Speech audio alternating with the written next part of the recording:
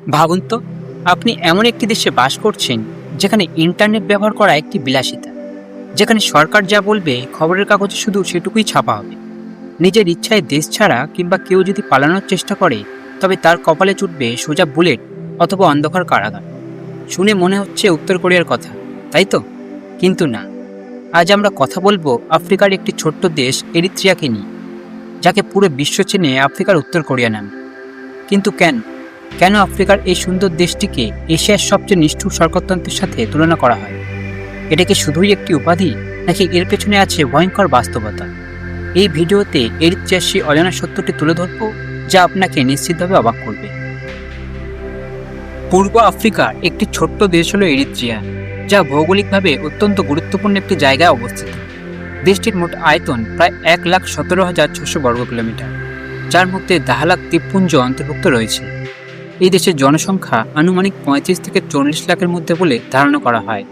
তবে মজার ব্যাপার হলো, দেশটিতে নির্ভরযোগ্য জনগণনা বহু বছর ধরে হয়নি, ফলে প্রকৃত জনসংখ্যা সম্পর্কে নিশ্চিত তথ্য পাওয়া কঠিন। এর রাজধানী এবং বৃহত্তম শহর হলো আসমারা। আসমারাকে অনেকেই আফ্রিকার সবচেয়ে সুন্দর রাজধানীগুলোর একটি বলে মনে করেন। ইটালীয় উপনিবেশ থাকার কারণে শহরের স্থাপত্যে ইউরোপীয় ছোঁয়া স্পষ্টভাবে দেখা যায়। প্রথম দর্শনে আসমারাকে দেখে আপনার মনে হতে পারে এটি যেন আফ্রিকার কোনো শহর নয়, বরং ইটালির কোনো পুরনো শহর। আসমারাকে তার সুসংরক্ষিত ইটালীয় আধুনিকতাবাদী স্থাপত্যের জন্য 2017 সালে এটিকে ওয়ার্ল্ড হেরিটেজ সাইট হিসেবে মনোনীত করা হয়। এরিত্রিয়া হলো একটি বহুজাতিগত দেশ, যেখানে 9টি স্বীকৃত জাতিগত গোষ্ঠী রয়েছে। প্রত্যেকের একটি স্বতন্ত্র ভাষা রয়েছে।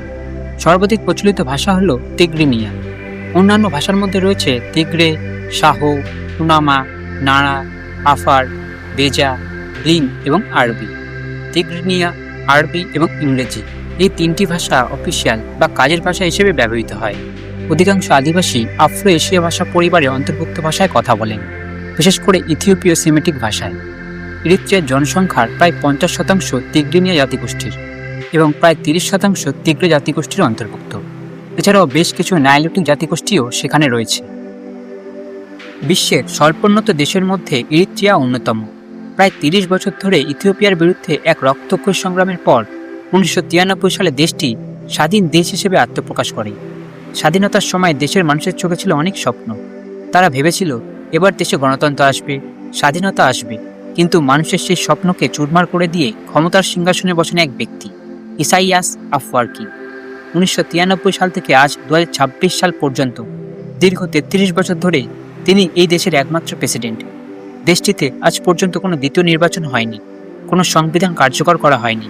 এক কথায় তিনি এখানকার আইন এবং বিচারক। এখন আসি মূল প্রশ্নে, কেন এরিত্রিয়াকে আফ্রিকার উত্তর কোরিয়া বলা হয়? এর পেছনে রয়েছে 4টি প্রধান কারণ। প্রথমত, স্বাধীন সংবাদ মাধ্যমের অভাব। মিডিয়া স্বাধীনতার দিক থেকে এরিত্রিয়া একেবারে তলানিতে থাকে, অনেক সময় উত্তর কোরিয়াকেও পেছনে ফেলে দেয়। এখানে কোনো প্রাইভেট টিভি চ্যানেল, রেডিও বা সংবাদপত্র নেই, যা কিছু চলে সব সরকারি। দ্বিতীয়ত, ইন্টারনেটের ওপর কঠোর নিষেধাজ্ঞা। পুরো দেশের মাত্র 1 থেকে 2% মানুষের কাছে ইন্টারনেটের অ্যাক্সেস আছে, তাও আবার 3G বা 4G নয়, অত্যন্ত ধীরগতি dial up internet. Social media তো সাধারণ মানুষের জন্য কল্পনার বাইরে। তৃতীয়ত, জাতীয় সেবা বা ন্যাশনাল সার্ভিস। এখানে 18 বছর বয়স হলেই দেশের প্রতিটা ছেলে এবং মেয়েকে মিলিটারি বা জাতীয় সেবা যোগ দিতে হয়।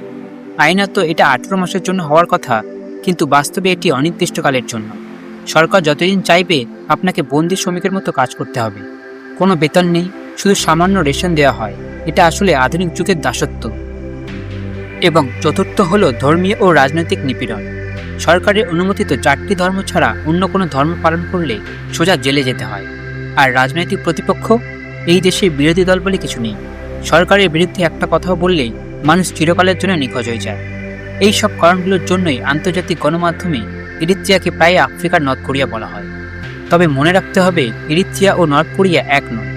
দুই দেশের ইতিহাস, সংস্কৃতি ও রাজনৈতিক বাস্তবতা আলাদা। তবুও কিছু সাদৃশ্য থাকার কারণে এই তুলনা জনপ্রিয় হয়েছে। এই চরম অত্যাচার আর দাসত্ব থেকে বাঁচতেই প্রতি মাসে হাজার হাজার এরিত্রিয়ার নাগরিক দেশ ছেড়ে তারা লোহিত সাগর কিংবা সাহারা মরুভূমি অতিক্রম করে ইউরোপে পৌঁছানোর চেষ্টা করে। এই বিপজ্জনক যাত্রায় বছরে শত শত মানুষের প্রাণ যায়। সুদান ও ইথিওপিয়ার সীমান্তে যারা ধরা পড়ে, তাদের প্রায় ঘটনাস্থলে হত্যা করা হয়। আন্তর্জাতিক মহল বা জাতিসংঘ বহুবার ইরিত্রিয়ার উপর নিষেধাজ্ঞা জারি করেছে, কিন্তু দেশটির প্রেসিডেন্ট ইসাইয়াস আফওয়ার্কি কোনো কিছু তোয়াক্কা করেননি। তিনি পুরো দেশকে বাকি পৃথিবী থেকে সম্পূর্ণ বিচ্ছিন্ন করে রেখে দিয়েছেন। আসলে ইরিত্রিয়া একটি অত্যন্ত সুন্দর দেশ ছিল। এর স্থাপত্য, এর সংস্কৃতি এবং এর ভৌগোলিক অবস্থান একে আফ্রিকার অন্যতম সেরা দেশ বানাতে পারত। কিন্তু একনায়কতন্ত্র আর ক্ষমতার লোভ কিভাবে একটি আস্ত দেশের ভবিষ্যৎ অন্ধকার করে দিতে পারে, ইরিত্রিয়া তার সবচেয়ে বড় প্রমাণ। আজ এই দেশে লাখ লাখ তরুণ তাদের জীবন হারাচ্ছে শুধু একজনের জেদের কারণে। আজকের এই তথ্যবহুল ভিডিওটি আপনাদের কেমন লাগলো এবং আপনারা কি এর আগে আফ্রিকার এই উত্তর কোরিয়া সম্পর্কে জানতেন? কমেন্ট করে অবশ্যই আপনার মতামত জানান। যদি ভিডিওটি ভালো লেগে থাকে এবং নতুন কিছু জানতে পারেন তবে অবশ্যই একটি লাইক করবেন। আর হ্যাঁ, এই ধরনের অজানা ইতিহাস এবং রহস্যময় সব তথ্য বাংলা ভাষায় আরও দেখতে চাইলে আমাদের পাশে থাকুন। দেখা হচ্ছে পরবর্তী ভিডিওতে। ততক্ষণ পর্যন্ত ভালো থাকুন, সুস্থ থাকুন। ধন্যবাদ।